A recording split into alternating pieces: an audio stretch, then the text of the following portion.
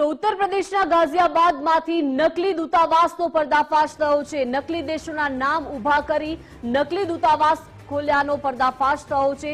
ગાઝિયાબાદમાં UP એટીએફના દરોડામાં નકલી દૂતાવાસ ઝડપાયું છે। હર્ષવર્ધન જૈન નામનો શખ્સ નકલી રાજદૂત હોવાનો ભાંડો ફૂટ્યો છે। ઝડપાયેલો શખ્સ પોતાની જાતને અનેક દેશનો રાજદૂત ગણાવતો આલિશાન ગાડીઓ અને ડિપ્લોમેટિક નંબર તેમજ નકલી દસ્તાવેજો જપ્ત કરવામાં આવ્યા છે। એસટીએફની રેડમાં નકલી રાજદૂત અને દૂતાવાસનો ભાંડો ફૂટ્યો છે। ગાઝિયાબાદના કવિનગર વિસ્તારમાં આ સમગ્ર નકલી દૂતાવાસ ચાલતું હતું। આરોપી હર્ષવર્ધન જૈન પોતાની જાતને અનેક દેશોનો રાજદૂત ગણાવતો હતો। વેસ્ટ આર્ટિકા, સરબોગા અને પોલ્વિયા સાથે સાથે લોડોનિયાનો રાજદૂત ગણાવતો વિવિધ દેશનો રાજદૂત ગણાવીને નકલી એમ્બેસી પણ ખોલી હતી। જે દેશ દુનિયાના નકશામાં નથી તે દેશના નામ દર્શાવીને બની બેઠો હતો રાજદૂત। આરોપી હર્ષવર્ધન જૈને ગાઝિયાબાદના કવિનગરમાં ભાડે કોઠી લીધી હતી અને આ કોઠીમાં જ તે નકલી દૂતાવાસ ઓપરેટ કરતો હોવાનું સામે આવ્યું છે। આરોપી પાસેથી 4 ડિપ્લોમેટિક નંબરવાળી લક્ઝરિયસ કાર જપ્ત કરવામાં આવી છે તો 12 જેટલી ડિપ્લોમેટિક પાસપોર્ટ અને અન્ય દસ્તાવેજો પણ જપ્ત થયા છે। નકલી પાન કાર્ડ, પ્રેસ કાર્ડ અને 44 લાખથી વધુની રોકડ પણ જપ્ત કરવામાં આવી છે। ફોરેન કરન્સીની સાથે સાથે ભારતીય કરન્સી પણ ઝડપાઈ છે। આરોપી હર્ષવર્ધન વડાપ્રધાન સાથેના મોર્ફ કરેલા ફોટોગ્રાફ્સ પણ રાખતો, રાષ્ટ્રપતિ અને અન્ય વીવીઆઈપી હસ્તીઓ સાથેના ફોટોઝ પણ બતાવતો, વિદેશી રાજદૂત હોવાનું કહીને લોકોને વિદેશ મોકલવા માટે દલાલી લેતો હતો અને લોકોને પોતાની જાળમાં ફસાવી વિદેશમાં કામ અપાવવાની પણ લાલચ આપતો હતો। લોકોને પોતાની જાળમાં ફસાવા મોર્ફ કરેલા ફોટોગ્રાફ્સ બતાવતો અને એસટીએફની રેડમાં અન્ય પણ ચોંકાવનારા ખુલાસા થયા છે। હર્ષવર્ધન લોકોને વિદેશમાં નોકરી અપાવવાના બહાને દલાલી લેતો હતો। નકલી દસ્તાવેજો બનાવીને શેલ કંપનીઓ થકી હવાલા ટ્રાન્ઝેક્શન પણ કરતો અને હર્ષવર્ધન સામે વર્ષ 2011માં પણ કેસ દાખલ થયેલો છે। ગેરકાયદે સેટેલાઇટ ફોન રાખવાનો કેસ હતો। કવિનગર પોલીસ સ્ટેશન વિસ્તારમાં આ કેસ દાખલ થયો હતો અને હર્ષવર્ધનના તાર કુખ્યાત ચંદ્રાસ્વામી અને ઇન્ટરનેશનલ આર્મ્સ ડીલર સાથે સંપર્ક, ઇન્ટરનેશનલ આર્મ્સ ડીલર અદનાન ખરગોશી સાથે પણ સંપર્ક ધરાવે છે। યુપી એસટીએફે સમગ્ર મામલે હવે કેસ દાખલ કર્યો છે। હર્ષવર્ધન સાથે સંકળાયેલા લોકોનું મોટું નેટવર્ક ઝડપાય તેવી પણ શક્યતા છે। યુપી એસટીએફે સમગ્ર મામલે ઝીણવટપૂર્વક તપાસ હાથ ધરી છે।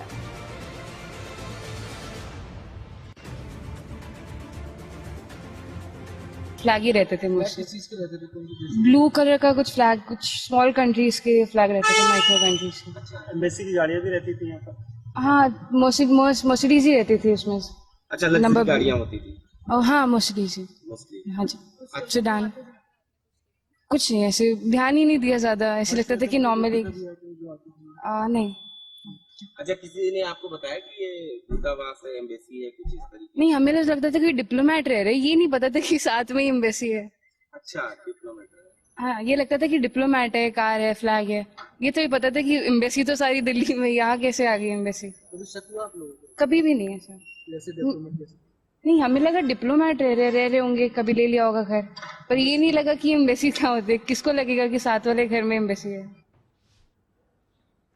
તો સહયોગી કિરણ મકવાણા આપણી સાથે ફોન લાઈન પર જોડાઈ ગયા છે। કિરણ, ઉત્તર પ્રદેશના ગાઝિયાબાદમાં આખું નકલી દૂતાવાસનો પર્દાફાશ થયો છે। નકલી દેશોના નામ ઉભા કરીને નકલી દૂતાવાસ ખોલ્યાનો પર્દાફાશ થયો છે। શું આ અંગે વિગતો પ્રાપ્ત થઈ રહી છે?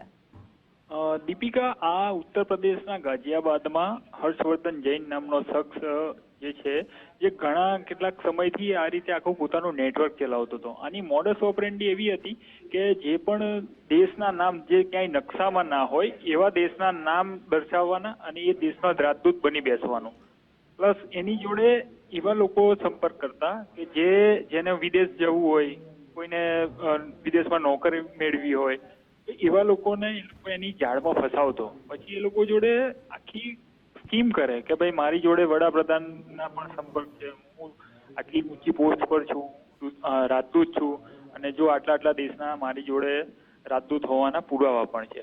ખરેખર જોવા જાવ તો આ જે દેશો છે, વેસ્ટ આર્કટિકા છે કે પછી તમે બોલો શું કહેવાય છે કે રોડોનિયા દેશ છે, પોલવિયા દેશ છે, સબોર્ગા દેશ છે, આ દેશના નામ ક્યાંય છે જ નહીં. આ વેસ્ટ આર્કટિકા કરીને તમે સર્ચ મારો ને ગૂગલ પર તો કોઈ કંપનીનું નામ ખુલે છે. એવી જ રીતે સબોર્ગા પણ કોઈ કંપનીનું નામ છે, અથવા કોઈ પણ જે પણ એમ કહેવાય ને કે જેનું કોઈ નકશામાં નથી એવું નામ એવું ઊભું કરતો અને પોતાની જાતને ડિપ્લોમેટ ગણાવતો.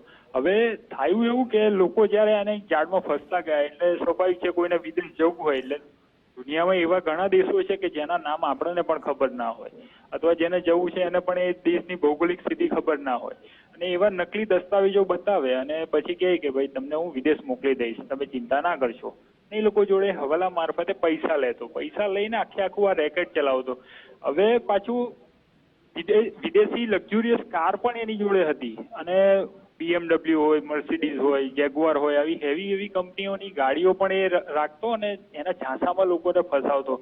પ્લસ બધા જે નંબર પ્લેટ છે એ પણ ડુપ્લિકેટ રાખતો, જે ઓરિજિનલ ક્યાંય છે જ નહીં એવી નંબર પ્લેટો જો તમે આપણી ટીવી સ્ક્રીન પર પણ જોઈ શકો એવી હેવી નંબર પ્લેટો રાખતો અને બધી ફરજી એટલે કે નકલી જ ઊભી કરેલી બધી નંબર પ્લેટો રાખી રહ્યો હતો અને લોકોને પોતાની જાળમાં ફસાવતો હતો. જ્યારે UPSTF તપાસ કરી ત્યારે ખબર પડી કે ભાઈ આવી કોઈ વ્યક્તિ જ નથી, આવો કોઈ દેશ પણ નથી ને આવો કોઈ રાજદૂત પણ નથી.